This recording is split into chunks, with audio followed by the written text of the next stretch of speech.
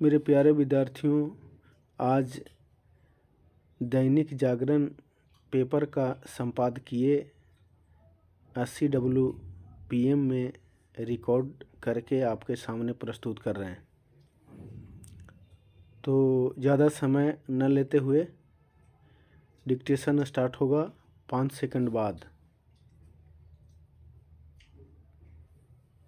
Ready start. पिछले कुछ समय से ऐसे समाचार लगातार आ रहे हैं कि ड्रग्स की बड़ी खेप बरामद की गई। गत दिवस भारतीय नौसेना ने अरब सागर में 500 किलो ड्रग्स जब्त की। इसे श्रीलंका के झंडे वाली 2 नौकाओं से बरामद किया गया। इसके कुछ दिन पहले भारतीय कोस्ट गार्ड ने अंडमान निकोबार द्वीप समूह के पास से मछली पकड़ने वाली नौका से 5,500 किलो ड्रग्स पकड़ी थी। इसे हाल के समय की सबसे बड़ी खेप बताया गया था। रह रहकर ड्रग्स की बड़ी खेप पकड़े जाने से एक ओर जहां यह स्पष्ट होता है कि भारतीय एजेंसियां नशे के कारोबारियों के खिलाफ सजग और सक्रिय हैं, वहीं दूसरी ओर यह भी रेखांकित होता है कि ड्रग्स के सौदागर भारत को मादक पदार्थ खपाने का जरिया बना रहे हैं या फिर उसे यहाँ लाकर अन्यत्र भेजना आसान पा रहे हैं। दोनों ही स्थितियाँ चिंता बढ़ाने वाली हैं।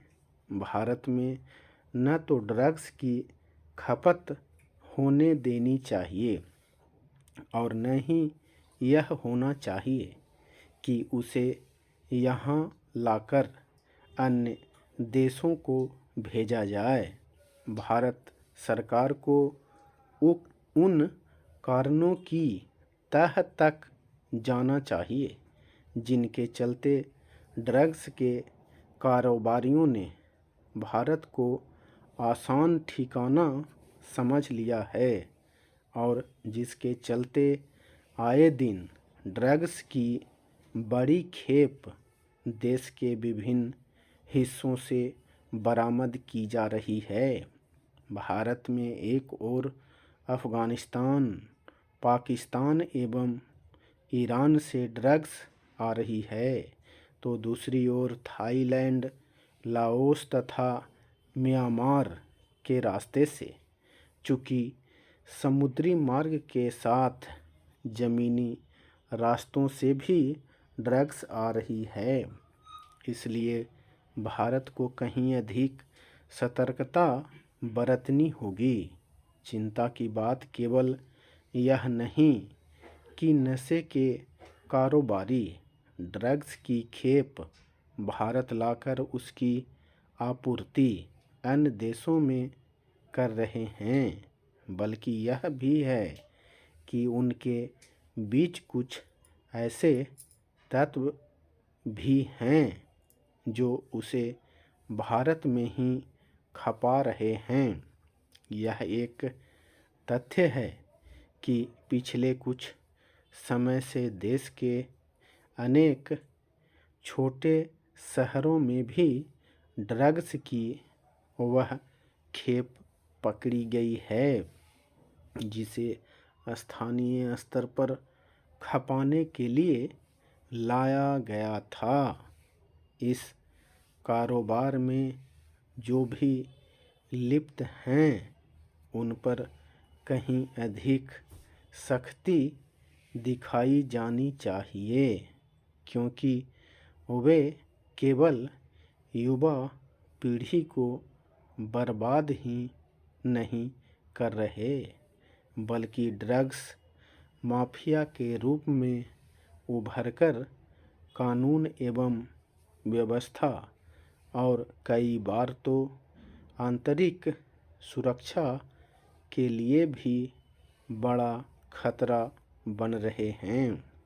यह किसी से छिपा नहीं कि आमतौर पर माफिया समूह और आतंकी संगठन ड्रग्स से होने वाली काली कमाई के जरिए ही फलते फूलते हैं। साफ है कि ड्रग्स का कारोबार आंतरिक सुरक्षा के लिए भी खतरा है। निस्संदेह भारतीय एजेंसियां नशे के कारोबारियों की कमर तोड़ने के लिए कहीं अधिक ताकत से सक्रिय हैं और इसमें उन्हें कामयाबी भी मिली है, लेकिन अभी यह नहीं कहा जा सकता कि नशा मुक्त भारत का लक्ष्य आसान नज़र आ रहा है। यह विषय सरकार और स्कूल संचालकों से अधिक अभिभावकों से जुड़ा हुआ है और स्कूली बच्चे सुरक्षित कैसे रहें। 7 दिनों के भीतर स्कूली बच्चों के वाहनों की 2 दुर्घटना के बाद स्कूली बच्चों की सुरक्षा पर प्रश्न खड़ा हो गया है। दोनों दुर्घटनाओं में एक तथ्य समान है कि वाहन ओवरलोडेड थे। अरवल में तो वाहन चालक ने कमाल ही कर दिया। छोटी मारुति कार में दर्जन भर बच्चे बिठा दिए थे। बिहटा के पास स्कूली बच्चों से भरी ऑटो का भी यही हाल था। बिहटा में 3 बच्चों की घटनास्थल पर ही मौत हो गई। अरवल के बच्चे घायल हुए, उनकी जान बच गई। यह ऑटो या कार का दोष नहीं है। व्यवहार में यह देखा जा रहा है कि सड़कों पर सामान्य यातायात के लिए अयोग्य घोषित गाड़ियां स्कूलों की सेवा में लगा दी जाती हैं। ग्रामीण क्षेत्रों की बात कौन करे। राजधानी पटना तक में ओवरलोडेड ऑटो पर स्कूली बच्चों को सवार देखा जा सकता है। सीधे तौर पर अराजक स्थिति के लिए सरकार, प्रशासन और स्कूल संचालकों को जवाबदेह ठहरा दिया जाता है। इन सब की जिम्मेवारी तो है ही, लेकिन प्राथमिक जिम्मेवारी अभिभावकों की है कि वह देखें कि उनके बच्चे सुरक्षित माध्यमों से स्कूल जा रहे हैं या नहीं, क्योंकि जब वे सुबह अपने बच्चों को स्कूल वाहन में ढंग से बिठाने के बदले ठूंस रहे होते हैं, उस समय ही उन्हें सोचना चाहिए कि यह यात्रा कितनी सुरक्षित है। जाड़े के दिनों में तो बच्चे जैसे तैसे यात्रा कर भी लेते हैं, मगर गर्मी में उनकी स्थिति दयनीय हो जाती है। अगर ओवरलोडेड स्कूली वाहनों के दुर्घटना होने पर कोई मामला बनता है तो उसमें अभिभावकों का भी नाम दर्ज होना चाहिए।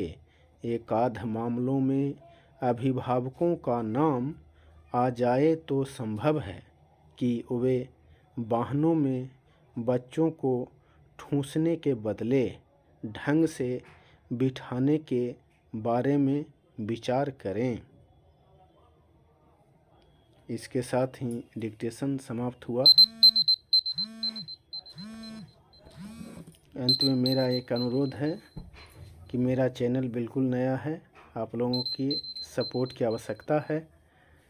कृपया चैनल को सब्सक्राइब कर लें।